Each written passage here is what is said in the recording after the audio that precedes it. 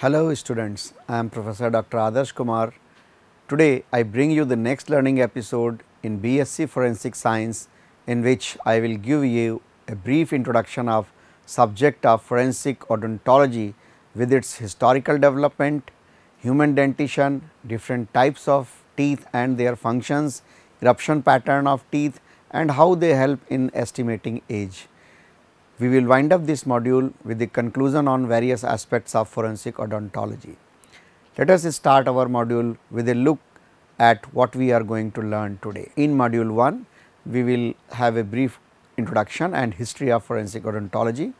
Module 2 will deal with the human dentition. Module 3 will deal with the different types of teeth and their functions. Module 4 will cover eruption of teeth and their role in age determination. Module 5 will cover age estimation in children, young adult and old age groups. Module 6 will be the conclusion.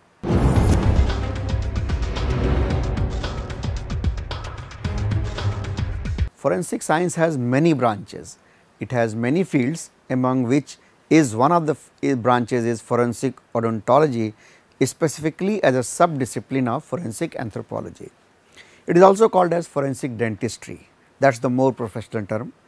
It is the application of dentistry to the purpose of law. This specialized area of dentistry includes steps like gathering and interpretation of dental and related evidences. The forensic dentist is often an expert witness in civil or criminal disputes where dental injuries are at issue or there is a question of dental malpractice. Legal cases relating to injuries to the teeth, mouth or jaw may involve the expertise of a forensic odontologist or dentist. A qualified dental expert can provide opinion on issues related to the loss or damage to teeth. For example, in criminal cases, the forensic dentist will assist the judge by relating expert testimony concerning a dental identification examination or by identifying bite marks and giving an opinion as to who may have made this bite mark. Dental identification of a person from dental records by a qualified forensic dentist has long been established and accepted by courts as a means to prove the identity of an individual. Forensic odontologists now have started helping establish identity of deceased in cases of mass disasters such as airplane crash, natural disasters or where multiple people have died in fire disaster. The age determination of a person using dental evidence has now become necessary. It may help in cases where question arises as to a person's correct age, especially in the younger age group. Typically, if a person is accused of a crime, it may be significant to determine if the individual is a minor, that is below 18 years of age, and therefore, he will be subject to juvenile court jurisdiction, or whether the person has reached adulthood where he or she would be prosecuted as an adult. It may be defined as the application of dental expertise to legal system or for the purpose of law or justice. Giving you a brief history of the forensic odontology. Famous author W. Eckert in his book Introduction to Forensic Sciences stated that use of dental knowledge for the purpose of identification goes back to 66 AD and proposed that it is said that the first dental identification was made somewhere between 49 and 66 AD when Agrippina, the jealous wife of Roman Emperor Claudius, demanded the disembodied head of her husband's mistress. A discolored anterior tooth or malocclusion served to confirm her identity. Chronological development of forensic dentistry can be understood as: in 1453, Swanson in his famous book Forensic Dentistry reported dental identification of a fallen soldier, John Talbot. He was identified following the Battle of Castellon. In 1692, first bite mark case in a criminal trial of Reverend George Burroughs. In 1776, Lunz, in Handbook for Dental Identification Techniques in Forensic Dentistry, told that first dental identification was done on the exhumed body identified by a prosthesis. In 1914, first dental identification in a criminal case was done. Mrs. McAllister's body was robbed from the grave. This common practice in 19th century Scotland supplied corpses for medical school anatomy class. The identification was confirmed by Mrs. McAllister's dentist, who fit her newly constructed dentures on the maxillary ridges of the corpse. In 1837, Miles reported in his book Dentition in the Estimation of Age that Dr. Edwin Saunders was known to establish the eruption sequence of teeth as the criteria to determine the legal age of children for the England's child labour law. In 1878, first mass disaster in which dental evidence was used to make identification. This happened in fire at the Vienna Opera House.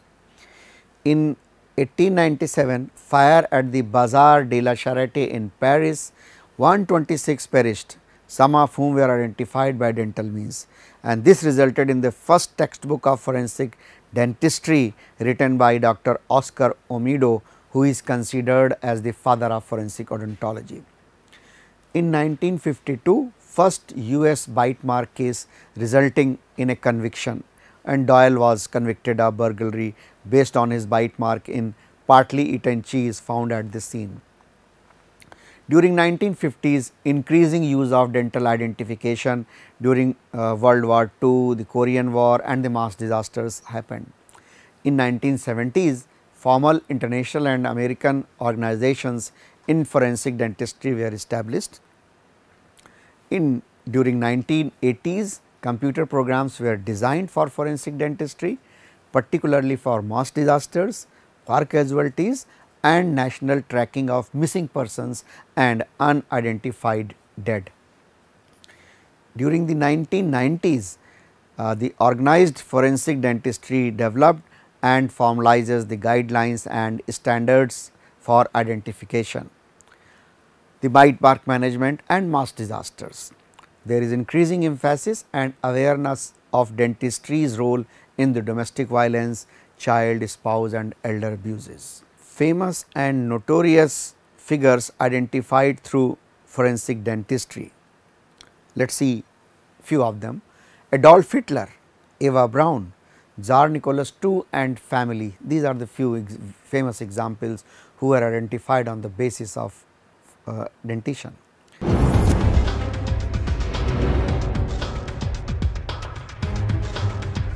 The adult human dentition consists of 32 teeth arranged in two arches, one arch in the upper or maxillary jaw and one in the lower or mandibular jaw.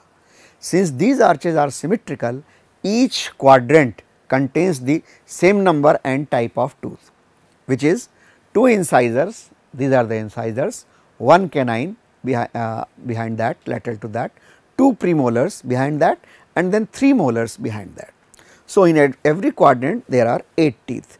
So, 8 on the upper left, 8 on the upper right and similarly on the lower left and lower right, totally making it to 32. Incisors are the wide front teeth, these are the incisors with fat thin biting edges. The canine or the eye tooth is at the corner of the arch and has a pointed cusps. Each premolar typically has 2 cusps, the molars have 3 to 5 cusps and a wide biting surface to chew and crush the food. The third molar, also called as wisdom tooth, is the last tooth in the arch.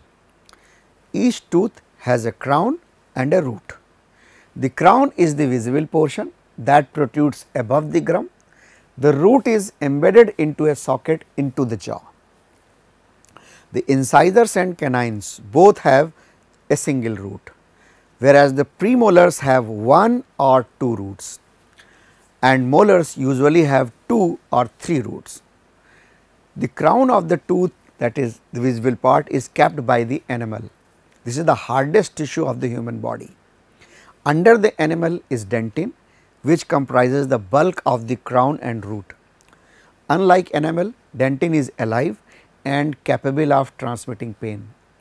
In the center of the tooth is a cylindrical canal of soft tissue called the pulp, and this pulp functions to sense the pain and throughout life slowly produces dentin, which narrows the diameter of the pulp canal as the individual ages.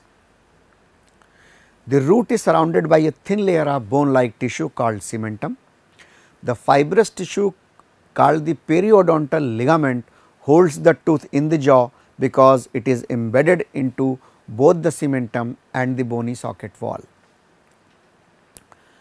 By convention in the United States of America, dentists identify individual teeth by the universal system, which numbers the teeth from 1 to 32, starting at the upper right third molar across to the upper left third molar, and then continuing with the lower left third molar and concluding with the lower third molar, right third molar.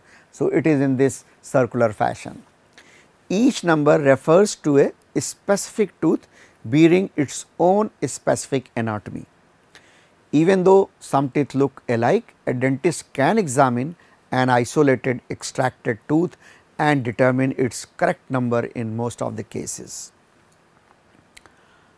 Other countries use different tooth numbering system, say FDI or modified FDI. This was the modified FDI and FDI. The children have 20 teeth called the deciduous or temporary or primary teeth.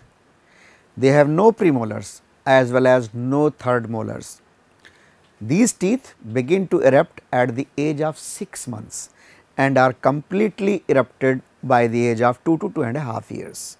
Primary teeth are lost and replaced by the permanent teeth starting at the age of 6 to 7 years. In the universal system of numbering, primary teeth are designated by letters A through T, A, B, C, D up to T. The surfaces of teeth are named as follows. The surface which faces outwards towards the face, lips and cheeks is called facial, labial or buccal. The surface facing inwards towards the tongue is termed as lingual. The biting surface is called incisal when referring to the front teeth and occlusal when applied to premolars or molars. The side of the tooth facing the midline is called as mesial and the side away from the midline is distal. Familiarity with these terms and the tooth numbering system will facilitate understanding of the text which is to be followed afterwards now.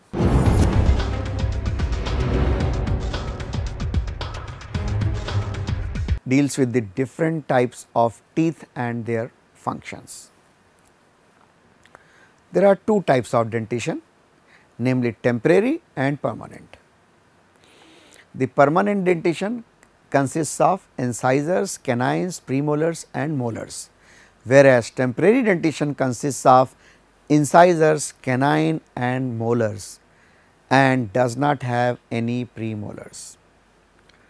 This figure 1 shows the shape and structure of a teeth, you can understand with that figure. We will take one by one the different teeth. Permanent maxillary central incisor. This is the permanent maxillary central incisor. This is known to be the widest mesiodistally of whichever of the interior teeth. The labial point towards of maxillary central incisor is lesser curved as compared to the maxillary lateral incisor or canine.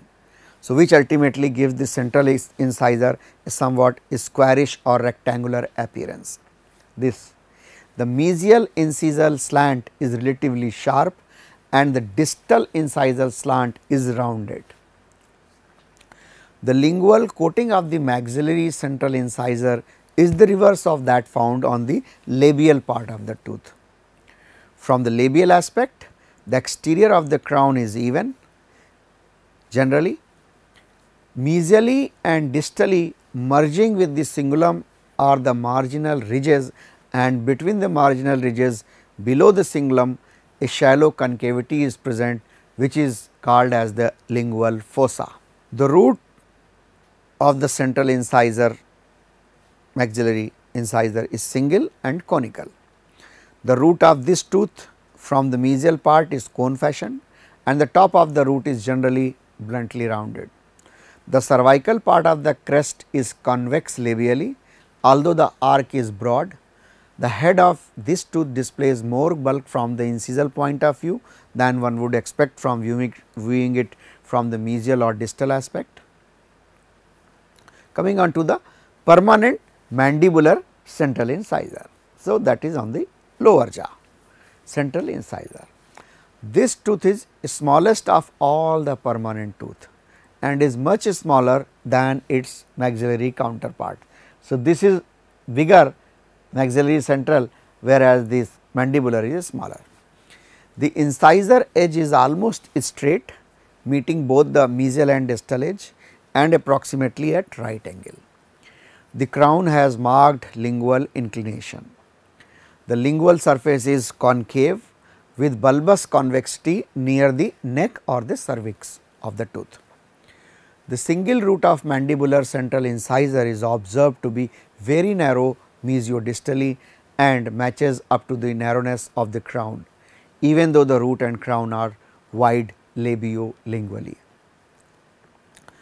The length of the root is as pronounced as, if not higher than, that of the maxillary central incisor. The lingual area of the crest is even and displays very irrelevant or very less concavity at the incisal third between the unremarkable marginal ridges.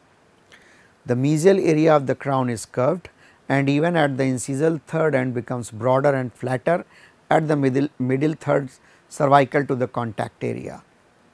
It then becomes quite flat with a tendency towards concavity immediately below the middle third of the crown and above the cervical line. Now, let us see the functions which a incisor performs. The incisors are trimming or cutting tooth. Their chief role is to pierce and break down the food in the course of chewing. It forms cutting blade of human masticatory apparatus. The lower moves against the upper incisor and help in biting, aesthetics and speech. Function of the incisor is to support the lips as well as face. Right now, as you are reading this, the sides of your lips that face your teeth are probably resting right up against your front teeth, and because of this your teeth help form the overall appearance of your face. Now, coming on to the next category of tooth, that is the permanent maxillary lateral incisor, that means upper jaw, the incisor front teeth. This tooth is smaller in morphology to that of the maxillary central incisor, but is much shorter and narrower than the maxillary central incisor. The labial surface is smooth and convex. The palatal surface is concave towards incisal edge and there is convexity in the cervical margin. It has a sharp mesio-incisal angle and distally curving apex. Although the labial aspect of the maxillary lateral incisor may appear to favor that of the central incisor, usually it has more curving with a round incisal ridge and rounded incisal angles mesially and distally. The root appears as a tapered cone from mesial aspect with a bluntly rounded apical end. Every maxillary adjacent incisors display more convexity labially and lingually from the incisal point than maxillary central incisors. Now, coming on to the permanent mandibular lateral incisor. The tooth is slightly wider than the mandibular central incisor. Its edge tends to curve lingually towards the distal surface. The disto-incisor angle is observed to be more curved than the mesio-incisal angle, and the mesial surface is extended than the distal. The root is flattened mesiodistally, and it is longer than the mandibular central incisor. The incisal aspect of the mandibular lateral incisor offers a feature that can generally assist to identify this tooth. Now, let us see the functions of this tooth. The maxillary lateral incisor supplements the central incisor in functions. The crown bear a close resemblance. The incisors are the main teeth that one uses to cut food into pieces.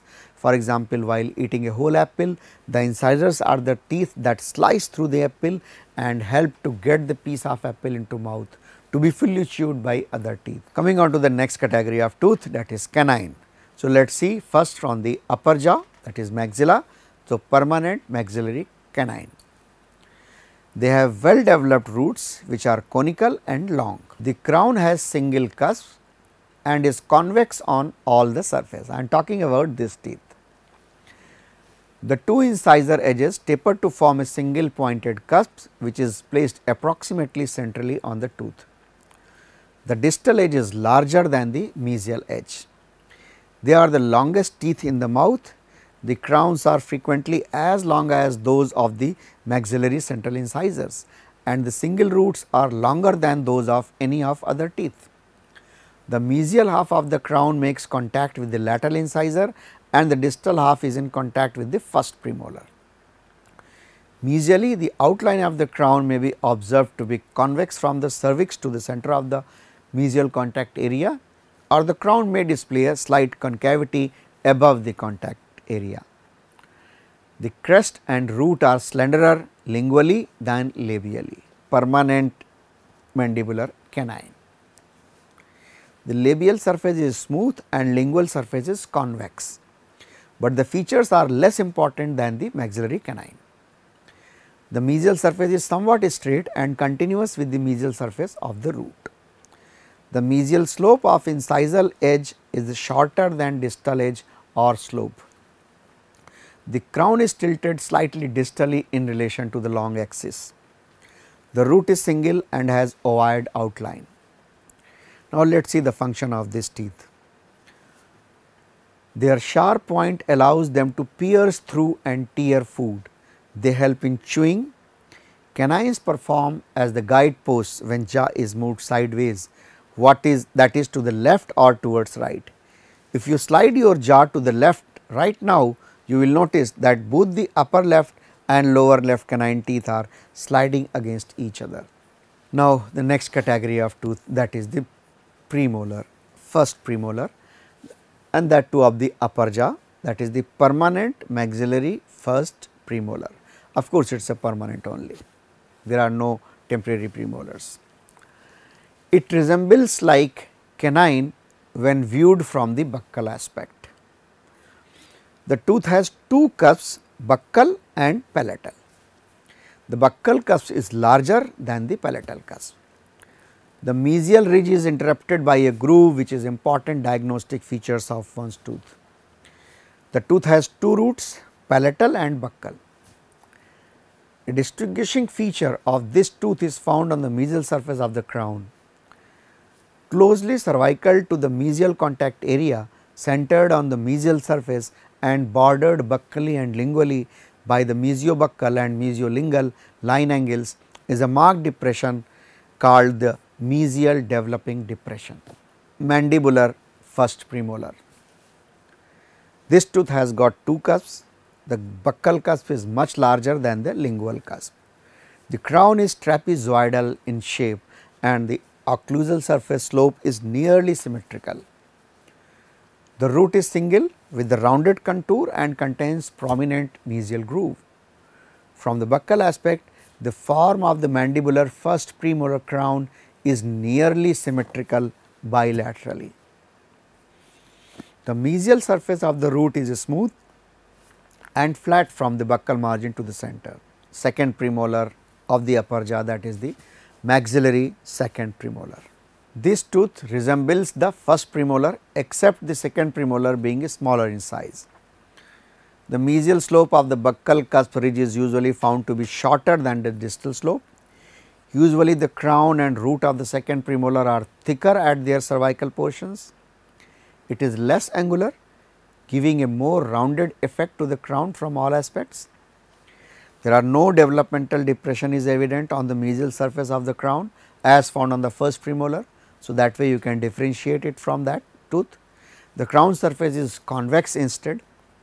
A shallow developmental groove appears on the single tapered root. Now, the permanent mandibular second premolar. It has a large buccal cusp and two small lingual cusps. The lingual cusps are larger than their equivalent mandibular premolar. The root is single and conical and it curves distally. The longitudinal grooves are not present in their root. From mesial aspect, the crown and root are wider buccolingually. Each cusp is seen to have well prepared triangular ridges delineated by deep progressive furrows. These grooves come together in a central pit and form a Y shape on the occlusal surface. Now, let us see the functions of these teeth. Premolars help the canines to pierce and tear the food. The premolars have a couple of sharp points on them. They are not as sharp as the canines, but still help to pierce and tear food. And these premolars help the molars to crush and grind the food during the chewing process. The premolars also have a broad biting surface, but not as broad as the molars, and this helps them to crush and grind the food. Premolars help with aesthetics and speech, but not as much as the canines and incisors. The premolars can be visible more in some people than others. For example, if you try to smile and observe whether your premolars are visible or not, do the same with your friend and then observe yourself. In people with wider smiles, their premolars show. Then coming on to the permanent maxillary first molar, that is the first permanent molar of the upper jaw. The crown is roughly trapezoidal in shape with cervical and occlusal outlines which represents the uneven sides. It has a large occlusal surface with 4 cusps. In about 60 to 70% of the Caucasoid population, there is a 5th cusp called as cusps of Carabelli. If present, it is always on the mesiopalatal surface. The mesial cusp is larger than the distal one. The 4 cusps are separated by a H-shaped occlusion fissures. There are 3 roots, 2 buccal and 1 palatal. The palatal root is the longest and they are the major and strongest maxillary tooth by quality of both their bulk as well as their anchorage in the jaws. Although the crowns on the molars may be somewhat shorter than those on the premolars, their dimensions are greater in every respect. Now, let us see the permanent mandibular first molar. The mandibular molar crown has 5 cusps, 2 lingually, 2 buccally and 1 distally. The buccal cusps are mesiobuccal, distobuccal and distal, whereas lingual cusps are mesiolingual and distolingual. The mesiobuccal cusps and distobuccal cusps are separated by a prominent fissure. The tooth is rectangular in outline. The mesiodistal dimensions are greater than the buccolingual dimensions, and this tooth has got 2 roots, mesial and distal. The measurement of the crest mesiodistally is superior by about 1 millimeter than the dimensions buccolingually. 2 developmental grooves appear on the crown portion. These furrows are known as the mesiobuccal growing furrow and the distobuccal growing groove. Now, let us see the permanent maxillary second molar. The second molar is smaller in size than the first molar. It has got 4 cusps and no cusp of Carabelli. The mesiopalatal cusp is the largest one. The distopalatal cusp is reduced in size. Sometimes it may be absent also, giving tooth a somewhat a triangular outline. There are usually 3 convergent roots which may be partially or completely fused. From the buccal side, the crest is a smaller cervico-occlusally and narrower mesiodistally than the maxillary first molar. The distobuccal cusp is found to be smaller and only permits portion of the distal bordering ridge and portion of the distolingual cusp to be seen. The apex of the lingual root is in track with the distolingual cusp tip as an alternative of the lingual furrow that was found on the first molar. Now, its counterpart, let us see the permanent mandibular second molar. The crown has got 4 cusps placed symmetrically at each corner at the rectangular occlusal surface. The lingual cusps are higher than the buccal cusps. The buccal surface is more curved than the lingual surface that appears straight when viewed occlusally. There are 2 roots, mesial and distal. They are flattened and mesiodistally and lie parallel to one another.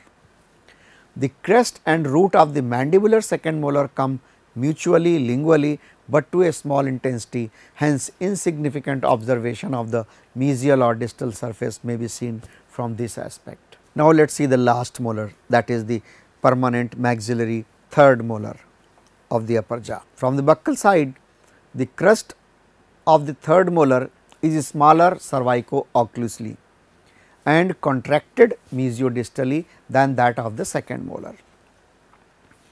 The mesiopalatal cusp is the largest one.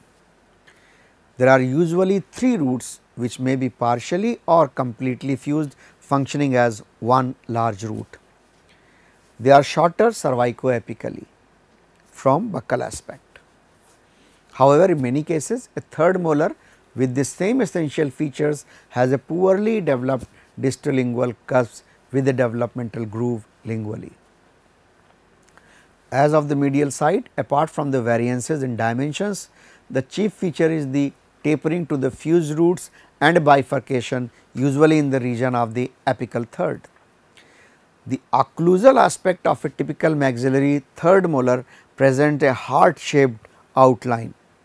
The third molar may show 4 distinct cusps. This type of teeth may have a sturdy oblique ridge, a central fossa and a distal fossa with a lingual developmental groove which looks alike to that of the rhomboidal type of second molar. Now, let us see the last tooth, that is the permanent mandibular third molar. This tooth is somewhat similar to the second permanent molar because it has got 4 cusps on the rectangular occlusal surface, although it is generally smaller in size. The buccal surface is more convex than the lingual. The buccal cusp is tilted lingually. From buccal aspect, the average third molar also shows 2 roots, one mesial and one distal.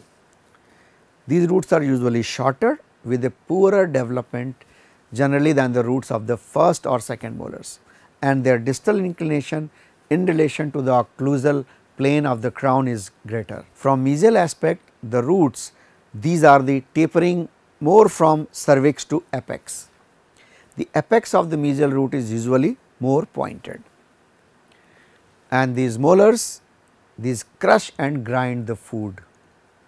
Like I told you earlier, when we take a bite from an apple, we take it to our mouth by our incisors. When it comes in our mouth, the tongue drives it to the premolars and the molars so that they can press it and grind it down into minute apple pieces. They support your cheeks. Without your molars, your cheeks would appear to be sunk into your face. Your molars play an important role in production of your cheeks look like complete and vibrant. The molars have a minor role in speech. Molars do help you in talking, but it has a more refined role in one's mouth than the other teeth.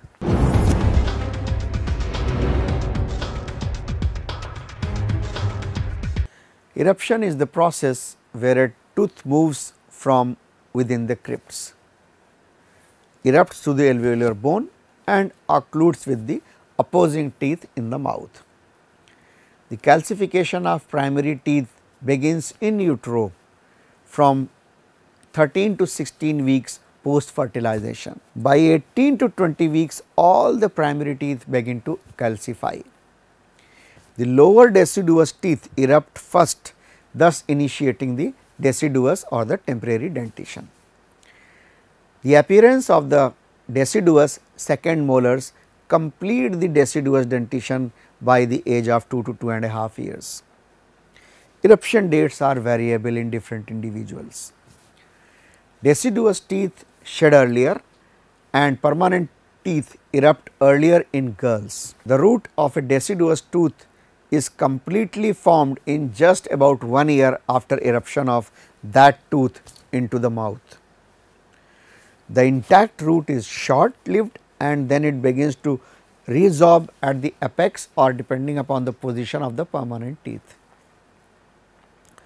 The mixed dentition exists from approximately 6 years to 12 years of age. When the permanent dentition starts, the upper molars have 3 roots, lowers have 2 roots. Upper and lower second deciduous molars resemble first permanent molar in the same quadrant. Upper first deciduous molars vaguely resemble upper premolars. Lower first deciduous molars are odd and unique unto themselves. The chronology of human dentition. Now, when we talk about the eruption pattern, we will divide into 2 parts, the primary dentition or the temporary and the permanent dentition. The primary or the deciduous, then again we will divide into 2 parts, the upper jaw and the lower jaw. All the primary tooth of upper and lower jaw, their first evidence of calcification is seen around 14 to 18 months, around 14 to 18 weeks after intrauterine life or in utero you can say. So, after pregnancy between 14 to 18 months, all these primary tooth, their calcification starts. Then upper primary tooth, we will take one by one. Upper primary incisor, the crown is completed by the age of 1.5 months. The root is erupted at the age of around 10 months and the root is completed by the age of 1.5 years. Then taking on the temporary second incisor, the lateral incisor, temporary one. Again the crown is completed at the age of 2.5 years. The root is erupted at the age of 11 months, whereas root is completed at the age of 2 years. The canine, the upper canine, the crown is completed at the age of 9 months, the root is erupted at the age of around 19 months and the root is completed around 3 to 3.5 years. The first temporary molar of upper jaw, the crown is completed at the age of 6 months, the root is erupted at the age of approximately 16 months, whereas it is completed by the age of 2.5 years. We talk about the temporary molar, second molar, the crown is completed at the age of 11 months, the root is erupted at the age of around 29 months and the root is completed at the age of 3 years.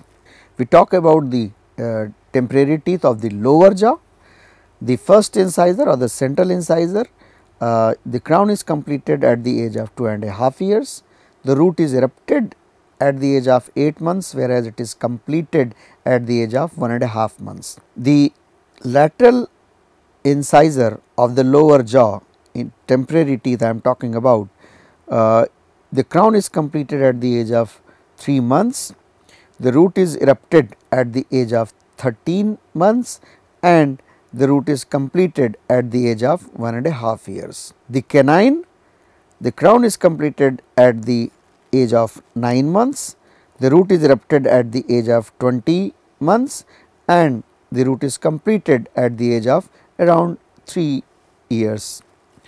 The second temporary molar of the lower jaw, the crown is completed at the age of 10 months, the root is erupted at the age of 27 months and the root is completed by the age of 3 years. So, roughly we can say that complete temporary dentition, the roots are completed at the age of around 2.5 to maybe maximum 3 years. We are talking about the permanent teeth in upper jaw. We will take one by one. First we will take the upper jaw, then afterwards the lower jaw. In upper jaw we will go by in a sequential manner, starting from the incisor, the central incisor, then lateral incisor, canine, the first premolar, second premolar, the permanent molars 1, 2, 3, like that. Incisors, I am talking about now the upper central incisor. The first evidence of calcification, although is seen in utero at around age of 3 to 4 months, but the crown is completed by the age of 4 to 5 years. The root is erupted at the age of 7 to 8 years, whereas it is completed at the age of 10 years. The lateral incisor, the upper lateral incisor, again the first evidence of calcification starts at the age of 10 to 12 months in utero. The crown is completed at the age of 4 to 5 years, the root is erupted at the age of 8 to 9 years, and the root is completed at the age of 11 years. We are talking about the canines, the upper canines. The first evidence of calcification is seen at the age of 4 to 5 months, whereas the crown is completed at the age of 6 to 7 years. The root is erupted at the age of 11 to 12 years, whereas the root is completed at the age of 13 to 15 years. First premolar of the upper jaw, the first evidence of calcification is seen at around age of 1.5 to 2 years, or you can say 1.25 years. The crown is completed by the age of 5 to 6 years, the root is erupted at the age of 10 to 11 years, whereas it is completed by the age of 12 to 13 years. The second premolar, the root of this first evidence of calcification is seen at the age of 2.5 years. The crown is completed at the age of 6 to 7 years. The root is erupted at the age of 10 to 12 years, where it is completed at the age of 12 to 14 years. The first permanent molar of the upper jaw, calcification is seen at birth itself, first evidence, whereas the crown is completed at the age of 2.5 to 3 years, the root is erupted at the age of 6 to 7 years, and it is completed at the age of 9 to 10 years. We are talking about the second permanent molar of the upper jaw. The calcification, the first evidence is seen at the age of 2.5 to 3 years, and the crown is completed at the age of 7 to 8 years, whereas root is erupted at the age of 12 to 13 years, and root is completed at the age of 14 to 16 years. The third molar or the last molar of the upper jaw, the first evidence of calcification is seen at around the age of 7 to 9 years. The crown is completed at the age of 12 to 6 years, the root is erupted at the 17 to 21 years, and the root is completed 18 to 23 years. Almost same age is also there for the permanent lower jaw, for the permanent tooth of the lower jaw. There is not much difference, as you can see. It is almost same, as the age of eruption is same in the upper jaw as well as lower jaw, with a variation of plus minus 6 months. Now, let us see the age estimation in children, young adult and old persons with the help of eruption sequence of permanent dentition pertaining to the Indian population. As I told you earlier, again these can be divided into the upper jaw and lower jaw, and then right side and left side on both the jaws. Central incisor tooth in upper jaw on right side, it is around 6.77 years. That is the age of eruption in Indian population. Whereas on the left side in upper jaw, the age of eruption is 7.13 years. The central incisors in case of lower jaw, they erupt at the age of 6.02 years on the right side, whereas on the left side it is at the age of 6.17 years. The lateral incisors on the upper jaw, in upper jaw on right side, erupt at the age of 8.04 years, whereas on the left side around the age of 7.84 years. Lateral incisors in the lower jaw, on right side they erupt at the age of 7.13 years and on the left side at the age of 7.17 years. The canines in the upper jaw on right side erupt at the age of 9.89 years on the both side, right as well as left, and the canines on the lower jaw again on both sides they erupt at the age of 9.7 years. The first premolars on the right side in upper jaw erupt at the age of 9.7 years, whereas on the left side in upper jaw they erupt at the age of 9.68 years. In lower jaw they erupt very late, that is around the age of 10.08 years on the right side and 9.84 years on the left side. The second premolars on both sides of the upper jaw erupt at the age of 10.6 years, whereas the second premolar on the lower jaw on right side they appear at the age of 10.85 years, whereas on the left side they appear at the age of 10.83 years. The first molars on right side in upper jaw erupt at the age of 5.65 years, whereas on the left side it is 5.68 years. In the lower jaw the first molars appear on the right side at the age of 5.64 years and on the left side at the age of 5.68 years. The second molars on right side in upper jaw erupt at the age of 11.64 years, whereas on the left side they appear at the age of 11.59 years, while in case of lower jaw on both sides they erupt at the age of 11.34 years. Whereas as I told you, the third molars eruption pattern is very variable. They may erupt in anywhere in between 17 to 25 years their eruption sequence is completed, and not even that, they may not erupt at all in much of the population, say in 30 to 40% of population they may not erupt at all. Module 5 deals with the age estimation in children, young, adult and old. Now, we will understand this with the help of this in a tabular format, which is being explained further.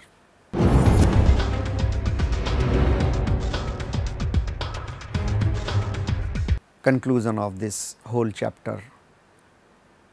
The forensic dentist is often an expert witness in civil or criminal disputes where dental injuries are at issue or there is a question of dental malpractice. Legal cases relating to injuries to the teeth, mouth or jaw may involve the expertise of a forensic dentist or odontologist. The mature human dentition contains 32 teeth arranged in 2 arches, one each in the upper or the maxillary jaw and the one in the lower or mandibular jaw. The arcs are proportioned. Every quadrant of the jaw covers the identical number and form of teeth, that is 2 incisors, 1 canine, 2 premolars and 3 molars. Each tooth has a crown and a root. The crown is the visible portion that protrudes above the gum. The root is embedded into the socket of the jaw, in the jaw. The crown of the tooth is capped by enamel, the hardest tissue of the human body. Under the enamel is dentin, which comprises the bulk of the crown and root. There are 2 types of dentition, namely temporary or primary and permanent. Permanent dentition comprises of incisors, canines, premolars and molars, whereas temporary dentition comprises of incisors, canines and molars only. There are no premolars in primary dentitions.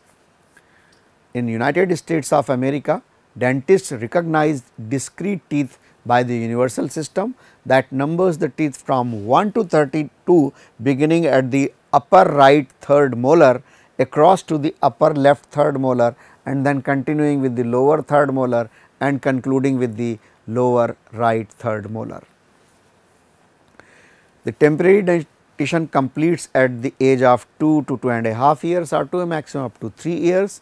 The permanent dentition starts at the age of 6 to 7 years when it becomes visible in the jaw when first permanent molar is erupted.